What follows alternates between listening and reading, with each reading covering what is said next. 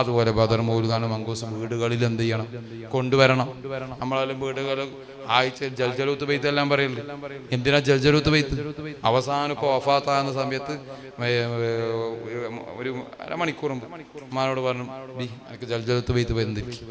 അതേപോലെ പിന്നെ എന്താണ് അക്സാം ബെയ്ത്ത്, ബുർദ ബെയ്ത്ത് പങ്കള്, യാസീൻ ഒരു പങ്കള്, മുൽക്ക് സൂറത്ത്. ഇത് വഫാത്തിന്റെ അരമണിക്കൂർ മുമ്പ് പറയാൻ എന്താ ജൽജലൂത്ത് ബെയ്ത്ത്. ആ ബെയ്ത്ത് കേൾക്കാതെ തന്നെ ഫുള്ള് മഹാന്മാർ നബിമാറും ഇതാക്കി കൊടുക്കുന്ന ബെയ്ത്തുകളാണ്. അതുപോലെ അക്സാം ബെയ്ത്ത്, എല്ലാ സൂറത്തുകളും അതിനെ തവസ്സുൽ ചെയ്തിട്ട് ആ ബെയ്ത്ത് ചോദിക്കപ്പെടുന്നു. അപ്പൊ എന്താ രോഗങ്ങളൊക്കെ ശിഫക്ക് കാരണമാകുന്നു. ജൽജലൂത്ത് ബെയ്ത്ത് ഫുൾ അംബിയാ മുർസലീങ്ങൾ ഉണ്ടാകും. അങ്ങനെ ഓരോ ബെയ്ത്തുകൾ ചെല്ലിയാൽ തന്നെ നമ്മളെ പകുതി നന്നായിട്ട്.